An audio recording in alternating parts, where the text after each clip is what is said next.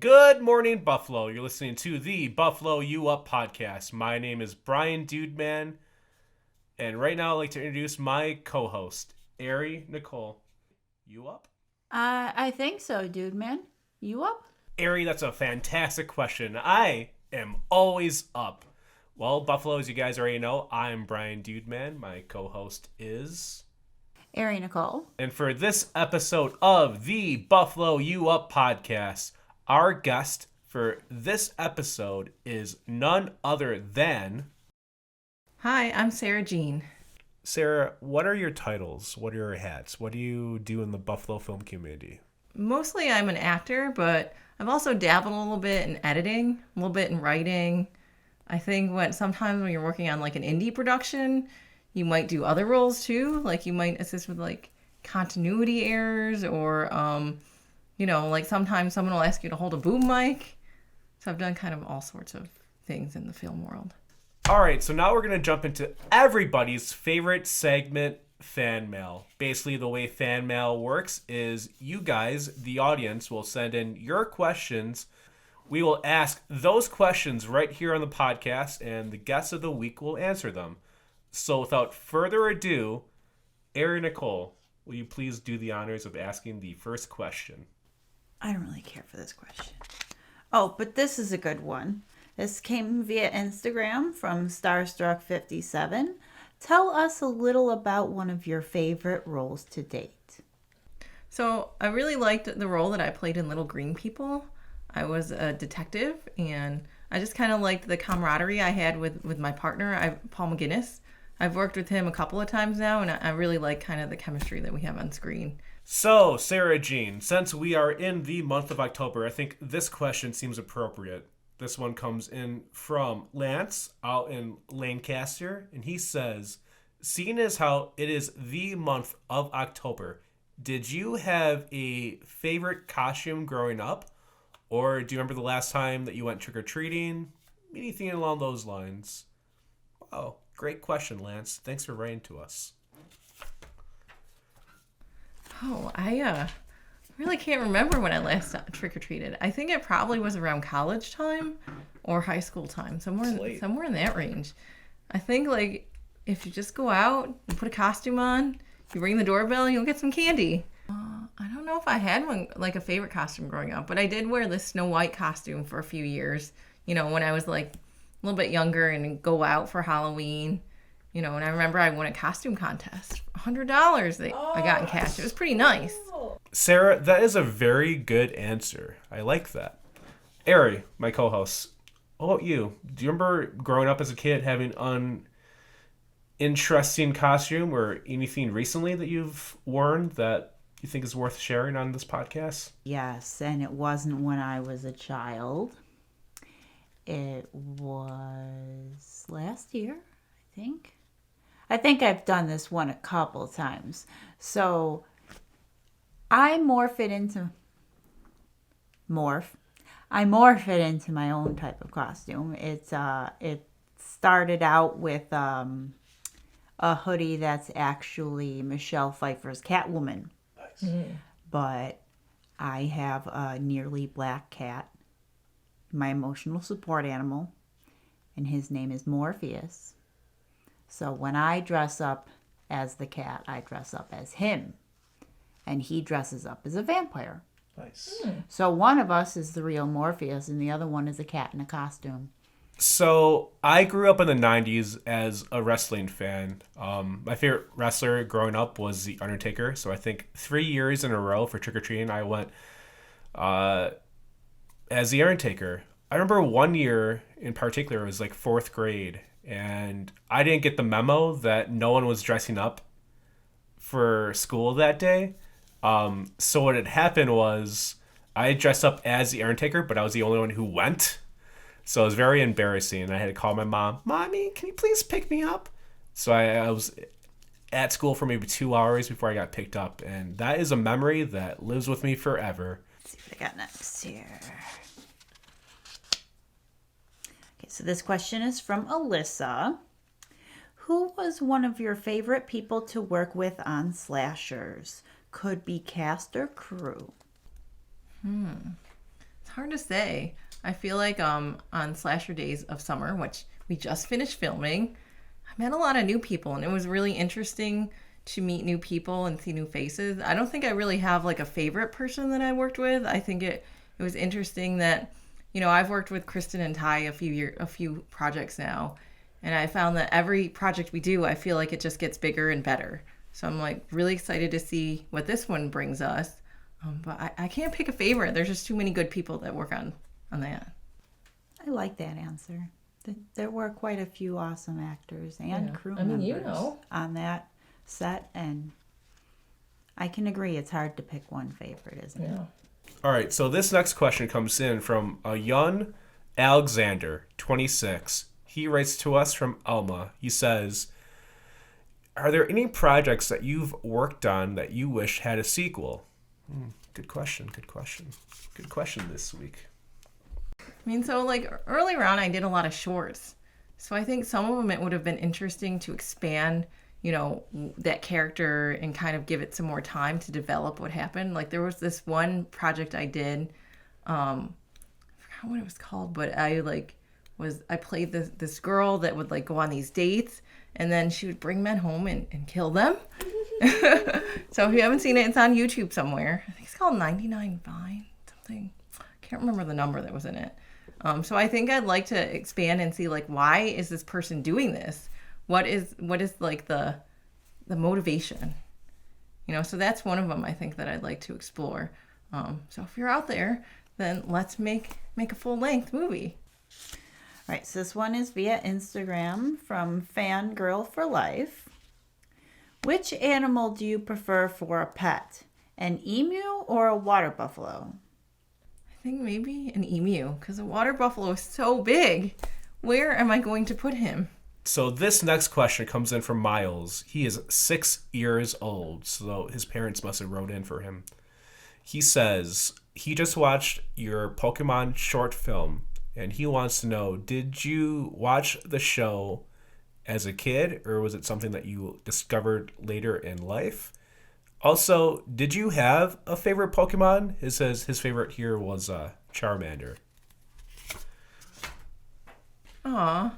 Yeah, so I didn't watch it a lot, but I used to play, there was a video game. I think it was on the Game Boy Color. I played Pokemon on there. My brother was real big into it. He's a couple years younger than me, and he collected the cards. But I think for some reason my favorite was always Jigglypuff. Oh, cute. Yeah, I thought it was funny how he'd like write on you. He'd make you fall asleep and then write on you. I remember his song.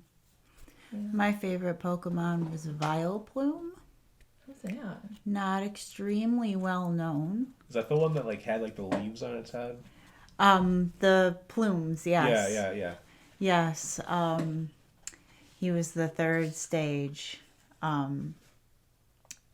evolution, and I had the holographic card. Nice. Part of why he was fancy. But he also had a power that tripled when attacking fire creatures. And this little what's his name? Miles, his favorite's Charmander. Yes. Well, most people who know Pokemon know that Charmander's third stage is Charizard. Right. With a 120 XP. Wow. Well, Vileplume's 40 XP damage attack triples against a fire opponent to 120 XP, and therefore can nix Charizard in one move, making him one of the more underrated but more powerful Pokemon in the deck. This one comes in from Jesse, 21. He writes to us from Dunkirk, and he says, are there any characters that you have not played yet that you are just dying to get your hands on? So I really want to be in like a rom-com. I feel like, in Buffalo we have like a really high horror film community, which is great, but they kind of scare me sometimes. I don't really watch horror films because they scare me. Or even like a real like good drama, I think would be nice to play a role in. Something with a lot of meaning behind it, and you're delivering some message. All right, well, that just about does it for this fan mail segment. We just want to thank you, the fans, for sending in your questions. And Sarah, thank you for answering these questions. We're going to take a quick commercial break. We'll be right back. Hey, Buffalo, you up? We are back with the Buffalo You Up podcast. And I got to ask my co-host here, Dude Man, you up? Always. And I certainly hope that our guest this week is up. Up. Yep, I'm up. So on our next segment of the Buffalo You Up podcast, we call this one Plug Yourself. This is where our guest tells our listeners where we can find them. So any websites you may have, any links to any videos we can find, whether it be online, DVD, etc. Let us know where our fans can find you. So I do have an Instagram. You can follow me at Sarah Jeanne, OXO. And if you want, you can also follow my dog. His Instagram is Teddy_Grams_4, and then the letter U. So follow him too. I also have a Facebook page, Sarah Jeanne Actor. I think it's like facebook.com. As far as the projects, keep your eyes posted. Keep your eyes peeled because we have Slasher Days of Summer hopefully coming out maybe next year sometime.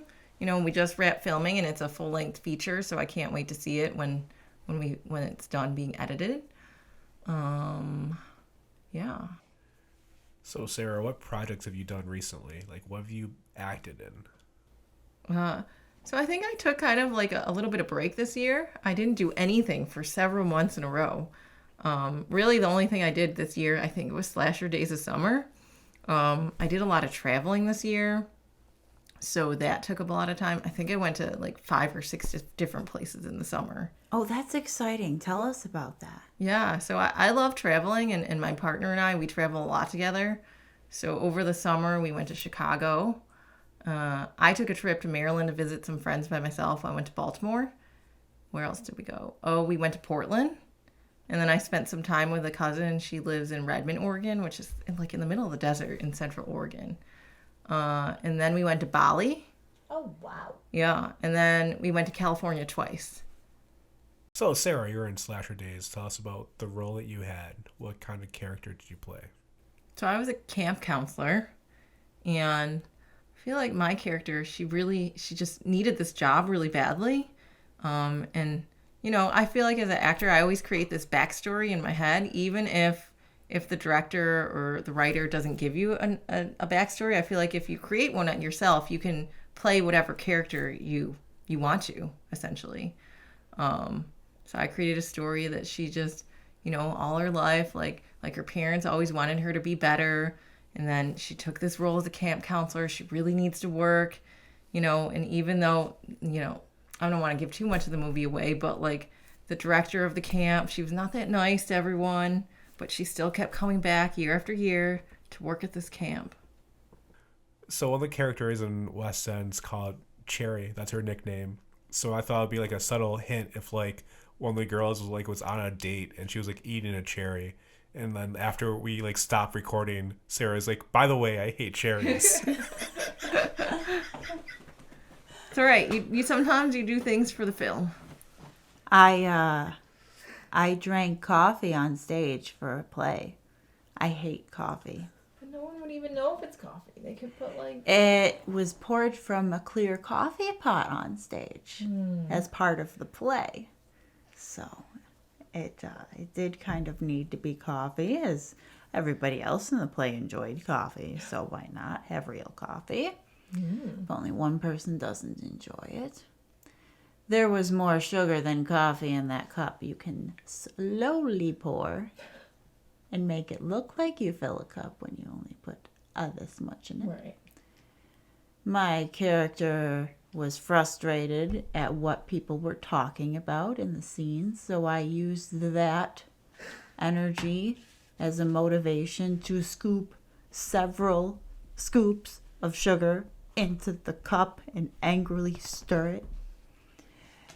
And I sipped it lightly because you need to see on the throat that you're actually drinking. Yeah. It was gross, but I did my best. You did it. I did You it. sold it. I drank the coffee. The sugar with a hint of coffee. Yeah. We've asked you so many questions today, Sarah. Do you have any either for Ari or myself? Okay. Well, Ari, I've just started to get to meet you a couple of times. So, what are some of the projects you've been in? Like, what are your favorite projects that you've done? One of my favorite projects that I have finished that is available streaming on almost all streaming services, and you can also get it on DVD on Amazon, is Gregory Lamberson's Guns of Eden, Oh, cool. which is a feature film that was filmed in Buffalo. And my character, I'm truly honored to have had, my character was actually written into the script for me. Oh. So thanks, Greg. I had a lot of fun with that. And I'm actually currently working on a short film called Twice. We film on the 9th and the 10th of October. And I'm really excited about this short, as it is a suspenseful drama thriller. Oh, okay. And the teaser can be found on Facebook and on YouTube if you just Google Twice teaser, and if you put in my name, Ari Nicole, Okay. it'll come up. All right. I'll have to check it out. Okay, well, that just about does it for this segment. We'll be right back after this word from our sponsors. Good morning, Buffalo. Thank you so much for tuning in. We are here with Sarah Jeanne. I pronounced it right? Yes, you did. Good Yes. job. Yes. Brownie points. Nice. I'm Brian Dudeman. My co-host is... Ari Nicole, as always. So this is the last segment of the show. So the way it works is we just asked the guest final thoughts, like what do you think about being on the podcast, projects that you're got going on, or things you're excited about, and anything in your life currently. It doesn't have to be film related, but anything you got going on that is worth mentioning. Also, anything that you might like to say to our future guests who are coming on in the future, as in, guys, do this or do that. So if you have any direction to give to our future guests, because I'm sure they're listening. Yeah. Let's see. I think I talked about a lot of the projects I have coming up. Or I don't really have any. I actually have nothing coming up. So guys, if you want someone in your project, hit me up on Instagram. As far as in my life, I work in a school, so I just started up back at work, so life's pretty busy now. Is it young kids? So I don't actually teach kids. I program for special education. Oh, Yeah. So if you have any questions about special ed that's really procedures, I pretty much know most everything. Yeah. And as far as like advice for other people, I think, this is actually my first podcast I've ever been on. So you broke me in. So thank you. I wouldn't have been able to tell. Yeah. So guys, don't be nervous. Just come on a podcast. Just talk it out. Although this is also a video podcast. So just keep in mind it's not like the podcast we just listened to on the radio. There's a video component too. I've found that more people watch our podcasts than they listen to it. Usually when I try to sign links, I'm like, here you go. And people have a hard time for some reason opening them up. So I'm like, well, there is also a YouTube link that's a lot easier. We don't swear on here, so it's age appropriate, so Yeah. anyone can watch it. So Right. Actually, you did say the S word earlier. That's true. PG-13. That's right, PG-13. Okay, heard kids, it. censor your ears. Close your ears. And I just have to add that working with you, Sarah, you are truly one of the most genuinely kind and friendly people to work with. It's just such a pleasure to be thank in your you. presence. You're the sweetest. Your kindness it radiates, and you have such a genuine smile, and just whenever I'm in your presence, it's just always a joy. So again, thank you for joining us. I want to echo what Ari said, that you are one of the most patient, nicest, sweetest people. I remember when we were at Slasher Bash, and I was trying to be the eyes for Paul McGinnis. I say his name differently. Yeah, I know. Because he was like, hey, I'm trying to open this raffle basket, right? And so I was helping him. Meanwhile, no one was helping Dude Mom. So I'm like, hey, Sarah, could you please help my mom so she can see if she won anything? I guess I was a good luck charm because I think like Paul won like 3 baskets that day. Yeah, he went from not thinking he'd win anything to 3. Yeah. And also a note, Sarah, you are very fashionable, so I do feel like you could do runway work. Oh, thank you. Thank you. I feel like I just look in the closet and I just put clothes on. And it works. Okay. And for the listeners at home, we just have one question for you. Buffalo. 1, 2, 3. You up? All right. I like to use multicolored pen. So let's start with blue. And then, I don't know, I think this might be some shade of blue.